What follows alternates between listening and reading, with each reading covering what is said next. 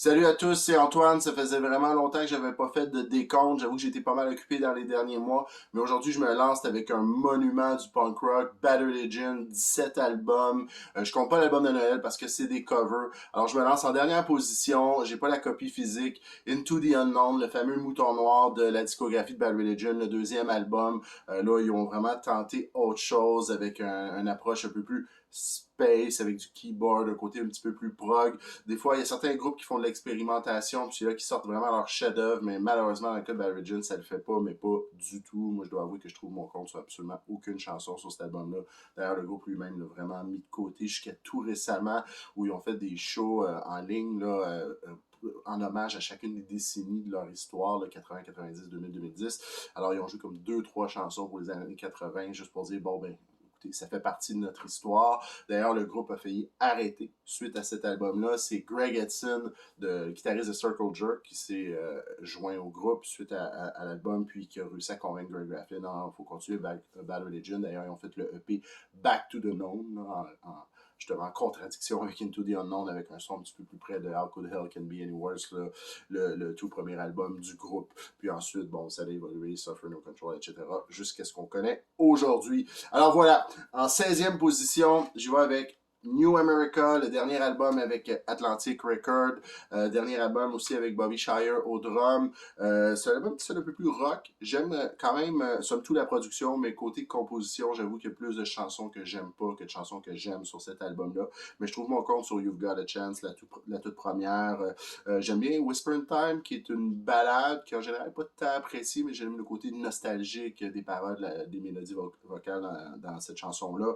Sinon, I Love My Computer, qui me fait penser à Two Babies in the Dark sur Generator. Et vraiment le chef-d'œuvre de l'album, The Hopeless Housewife, la piste numéro 10. Si j'avais à faire un top 20 de mes chansons préférées de Bad Religion, pour s'entendre que sur 17 albums, il y aurait certains albums qui auraient plus d'une chanson et d'autres qui n'auraient pas du tout. The Hopeless Housewife serait probablement dans mon top 20. Donc, pour un album qui se retrouve en 16e position, c'est quand même bien. Mais sinon, il y a des moments que je trouve pénibles. Là. It's a Long Way to the Promised Land, je trouve que It's a Long Way to finir la tune. A World Without a Melody non plus, j'accroche pas du tout. La chanson titre New America, je trouve un peu cheesy. Donc bref, 16e position. Ensuite, en 15e position, et là je vais me faire lancer des tomates, je sais qu'il y a un tas de gens qui sont pas d'accord avec moi, il y a même des gens qui classent cet album-là en première position. Moi, ils m'ont pas marqué autant que d'autres, j'étais trop jeune. J'y vais avec How Could Hell Can Be Any Worse. Là, ici, la version que j'ai en CD, c'est 80-85, qui est une compilation. 28 pistes, les 14 premières, c'est l'album How Could Hell Can Be Any Worse. Ensuite, il y a le tout premier EP de Bad Religion, intitulé Bad Religion. Ensuite, il y a le EP dont je parlais tantôt, le Back to the Known, puis certaines chansons réenregistrées du premier EP. Évidemment, Into the Unknown est complètement mis de côté, il n'est pas sur cette compilation-là. Les chansons de How Could Hell Can Be Any Worse, de façon générale, sont bonnes. Ils vont les jouer en show, je vais être content. Là. We're Only Gonna Die, c'est bon. Fuck Armageddon, This Is Hell aussi. Damn to Be Free. Doing Time, la toute dernière. Voice of God is Government, que j'aime bien, mais c'est la production qui me tue. Je comprends qu'ils ont fait avec les moyens qu'il y avait à l'époque, mais ça sonne vraiment mono, ça sonne tous les instruments dans le centre. Pour moi, à cause de ça, j'ai de la difficulté à l'écouter puis vraiment avoir du plaisir. Je trouve plus mon compte justement là, sur le EP Back to the Known avec des chansons comme Along the Way, Yesterday Frogger que j'aime bien. Avec la technologie d'aujourd'hui, c'est facile de faire un album maison qui sonne mieux que ça, mais en même temps, bon, il faut se mettre à l'époque. Je le déteste pas, mais je le classe en 15e position. Voilà. 14e position, un autre choix qui va être controversé, comme j'ai déjà mentionné dans le passé, avant de faire ma réécoute, quand je fais un décompte, je me fais un décompte mental, de juste de y aller avec mes souvenirs. Puis dans le cas de Bad Religion, ça a vraiment bougé beaucoup. Puis je pensais pas classer cet album-là aussi bas. Somme toute, c'est un bon album, mais il me marque moins que les autres. C'est The Grey Race, premier album avec Brian Baker, qui était le guitariste de Minor Threat, un monument aussi là, dans le punk rock / hardcore, qui s'est joint au groupe quand Mr. Brett a quitté. Donc, The Grey Race, Parallel, la piste numéro 4, c'est ma préférée. J'adore Come Join Us, Drunk Sincerity, j'aime bien, 10 in 2010. À titre anecdotique, Greg Graffin en entrevue. Mais c'est une entrevue qui date d'à peu près 10-12 ans, là, donc ça se peut que ses goûts aient changé, puis il y a d'autres albums qui sont sortis entre-temps. Il avait mentionné que la toute dernière piste, Seize, c'était sa chanson préférée de tout ce qu'il avait fait avec Bad Religion, donc c'est quand même pas loin. Mais c'est quand même pas rien, je veux dire. Mais pour ce qui est des grosses tunes de l'album, Punk Rock Song, A Walk, Them and Us, Street of America, je les aime bien, mais ça me marque pas tant. Puis j'avoue que Punk Rock Song, qui était une chanson que j'aimais vraiment beaucoup avant, maintenant, à la réécoutant, je trouve que le refrain est un petit peu cheesy. J'embarque un peu moins qu'avant. Somme toute, quand même un très bon album. Donc, ce qui m'amène à la 13e position, qui est un autre choix semi-controversé, peut-être pas autant que les deux albums précédents. Juste avant de le présenter, si on regarde Bad Religion en termes de phase dans l'évolution du band, bon, t'as les années 80 qui est un peu pêle-mêle, parce que How Could the Hell Can Be Any Worse, Spin to the Unknown, c'est vraiment très, très, très différent. Ensuite, mais c'est la première phase. Donc, deuxième phase, ce serait fin 80, début 90, vraiment la période classique, Suffer No Control Against the Grain, ce qui nous mène à la troisième phase que je considère que Generator puis Recipe for Hate, c'est une phase en soi. Ensuite, t'as la phase avec Atlantic, de Stranger Than Fiction jusqu'à New America. Je sais, Recipe for Hate est d'abord sorti sur Epitaph, puis ensuite sur Atlantic, là, mais moi je parle de la phase où vraiment les albums étaient enregistrés sur Atlantic Records. Donc, ça, c'est la phase suivante. Puis la toute dernière phase, qui est le retour sur Epitaph, le retour de Mr. Brett. Ils sont 6, 3 guitares. Donc, dans cette dernière phase-là, j'y vais avec True North, qui est probablement un des albums qui est considéré un des meilleurs de cette phase-là, mais la raison pour laquelle je le classe aussi bas, je le trouve bon. Je le trouve bon de A à Z, mais je le trouve un peu générique. Puis à cause de ça, ça manque de chansons qui me marquent assez pour le classer plus haut. Mais somme toute, Nothing to Dismay, j'adore. C'est ma préférée sur l'album. Depth of Fazza aussi, In the Heart is Right. My Head is Full of Ghosts, Vanity. Donc il y a vraiment plein de bonnes tunes. C'est juste ça démontre à quel point les autres albums sont vraiment excellents. À titre anecdotique, le band a dit avoir été influencé par l'album All or Nothing de Pennywise, le fameux album avec l'autre chanteur, Pennywise étant sur Epitaph Records aussi. Ils ont enregistré, eux autres, c'était vraiment un retour aux sources en termes de l'énergie punk rock dans la musique. Puis Bad Religion s'est dit, il faudrait faire la même affaire. Puis ils ont sorti True North, somme toute, très bon album. Donc voilà. Ce qui m'amène à la 12e position, avec un album qui est mal aimé, qui est souvent dans les 3 derniers pour la plupart des gens. Je ne le classe pas si haut que ça, mais je le classe plus haut que la moyenne. C'était le premier nouvel album à l'époque que moi j'ai commencé à écouter du Bad Religion, et c'est No Substance, un album qui a été composé complètement en studio, donc peut-être un peu rushé. Il y a 16 chansons, je mentirais si je disais que je trouvais que les 16 chansons sont bonnes, mais je trouve vraiment mon compte sur Hear It, The Biggest Killer in American History.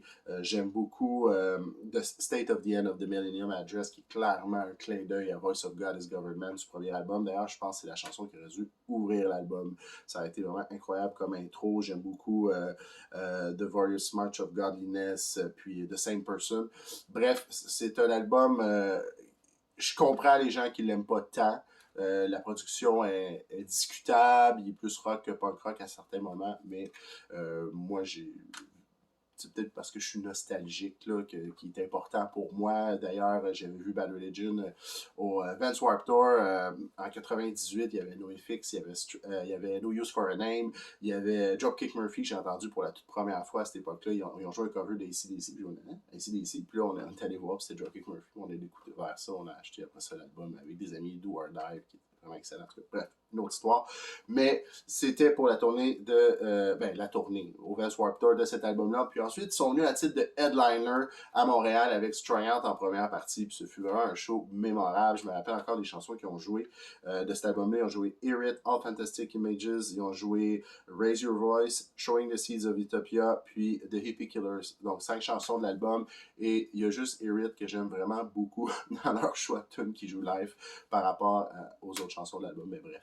Voilà, c'est ça pour No Substance. Ce qui m'amène en 11e position avec l'album le plus populaire en termes de vente. On s'entend pas nécessairement auprès des fans, mais en termes de vente. Et c'est Stranger Than Fiction, le seul album qui est disque d'or aux États-Unis. Bon, c'était vraiment l'époque, là, la belle époque du punk rock, là, où c'était à son apogée en termes de popularité avec des Dookie, Green Day, Smash Offspring, etc. Donc, Bad Religion a eu un contrat avec Atlantic Records. Comme j'ai expliqué tantôt, Recipe for Hate, bon, gros hit, American Jesus, est sorti sur Epitaph. Ensuite, boum, on s'en va se faire distribuer par Atlantic. Et premier album sorti sur Atlantic. Et j'aurais cru une grosse production, on s'en va sur un major, et je dois avouer que cet album-là, c'est un de ceux dont j'aime le moins la production de toute la discographie de Bad Religion. J'ai vraiment un petit rush. Sinon, la chanson 21st Century Digital Boy, qui était à l'origine sur Against the Grain, a été réenregistrée pour cet album-là. Ce qui s'est passé, c'est les producteurs, quand Bad Religion a enregistré l'album, ils ont dit, ben, il n'y a pas de hit. Puis on s'entend que la mentalité d'un major, ça prend un hit pour avoir des ventes. Donc, il est obligé d'aller piger dans les vieilles tunes, puis d'aller voir, bon, quelle chanson serait potentiellement un hit. Puis voilà, c'est comme ça que 21st Century Digital Boy a été réenregistré. Techniquement, d'un point de vue business, c'était un bon choix parce qu'effectivement, cette chanson-là a très bien fonctionné et je pense qu'elle n'a jamais aussi bien fonctionné que depuis sa sortie sur cet album-là. Puis je dois avouer que je trouve qu'elle fit mieux sur Stranger Than Fiction que sur Against the Grain, le côté son, côté cohésion dans l'album. Sinon, ben, il y a quand même Infect qui a très très bien marché. Il y a la chanson titre qui joue encore beaucoup en show, même encore aujourd'hui, que moi je trouve un petit peu surévaluée, je la trouve bonne, mais pas tant que ça. Tant qu'à ça, je préfère vraiment Better of Dead. D'ailleurs, Better of Dead, en ce moment, en 2021, là, ils ont fait quelque chose, puis ils l'ont inclus dans leur setlist. C'était la première fois de leur histoire qui jouait cette chanson-là live. Puis moi, je l'aime beaucoup, donc ça, je trouve ça très cool. Sinon, Leave Mine to Me, j'aime beaucoup Mark, qui est probablement ma préférée sur l'album, la piste numéro 12. Et ils ont fait une collaboration avec Rancid pour la chanson Television, et ça ne marche pas, mais pas du tout, selon moi. Bref, voilà. Stranger Than Fiction. Ce qui m'amène en 10e position avec un autre album qui est mal aimé, un peu comme No Substance, qui se situe vraiment dans les derniers pour la majorité des gens. Mais moi, je l'aime beaucoup. C'est The Descent of Man. Et encore une fois, je comprends les gens qui ne l'aiment pas. C'est un album qui est très inégal. Et bon, on sait que Bad Religion ne sont pas jeunes et ils sonnent vieux sur cet album-là. Ça sonne un peu... c'est des vieux rockers là, qui font des tunes. Si on compare à l'album suivant, justement, True North, là, où c'est vraiment vigoureux, puis un retour aux sources. Mais il y a des tunes que j'aime tellement qui fait que, bon, je le classe au-delà de, justement, de True North et de certains autres albums. The Day That the Earth Star, la première, je l'adore vraiment beaucoup. Only Rain aussi, Want Somebody, Pride and the Paler, qui est ma préférée sur l'album. J'aime beaucoup les paroles, le refrain, je trouve que ça marche bien. Wrong Way Kids, j'aime bien la chanson Avalon, jeune Ad Hominem. Donc, je trouve vraiment bon compte sur cet album-là, mais c'est vrai qu'il est inégal, puis je comprends les gens qui l'aiment pas, mais moi, je l'aime bien. Donc, voilà. Ce qui m'amène à la 9e position, qui va être le dernier pour cette vidéo-ci, vu que je veux pas que ce soit trop long. Il y a beaucoup d'albums, Bad Religion, et un album extrêmement important dans leur histoire, The Process of Belief, qui est d'une part le retour sur Epitaph après New America, qui est le retour de Mr. Brett, première fois qu'ils sont 3 guitaristes, Brooks Wackerman qui arrive au drum, qui remplace Bobby Shire qui était quand même très bien, là, on s'entend, mais il s'était blessé, puis bon, il a été obligé de remplacer à cause de ça.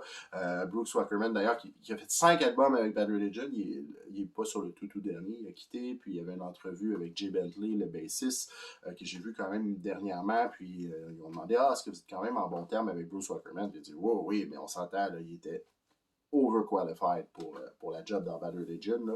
Et en disant overqualified, je reprends vraiment les termes qu'il a employés. Et c'est vrai, là, t'as pas besoin d'avoir un drummer aussi technique, aussi bon que Brooks Wackerman pour jouer du Bad Religion, mais ça reste que ça donnait vraiment une nouvelle énergie au groupe. Puis ils ont aussi complexifié un peu leurs affaires, parce qu'on s'entend que dans Bad Religion, là, c'est quand même relativement simple là, sur le plan là, instrumental, là, je veux dire des accords, là, la, fa, do, sol, là, c'est une suite d'accords là, qu'on peut retrouver sur l'album Suffering on Control. Non seulement c'est les mêmes accords, des fois ils sont dans le même ordre. Là. Évidemment, il y a des exceptions, là, mais donc, c'était pas un band très complexe, là, comparé à la Guagun, Strung Out ou même NoFX sur certaines tunes, là. Mais avec celui-ci, on commençait à jouer avec les time signatures, on commençait à jouer avec les changements de tempo, puis tout ça, puis l'arrivée de Brooks Wackerman a fait une grosse différence. Je veux dire, ça part en force, là. Supersonic, Prove It, Can't Stop It, là, si tu compares à ce qui était sorti juste avant New America, là, on est vraiment dans 2 mondes complètement différents et ça fait du bien. Sorrow, qui est rendu vraiment un classique du groupe. Moi, j'aime bien The Defense, The Lie, You Don't Belong. Vraiment beaucoup de bonnes chansons sur cet album-là. Donc voilà, je m'arrête ici pour aujourd'hui. Merci d'avoir pris le temps d'écouter, puis je vous souhaite à tous une bonne journée.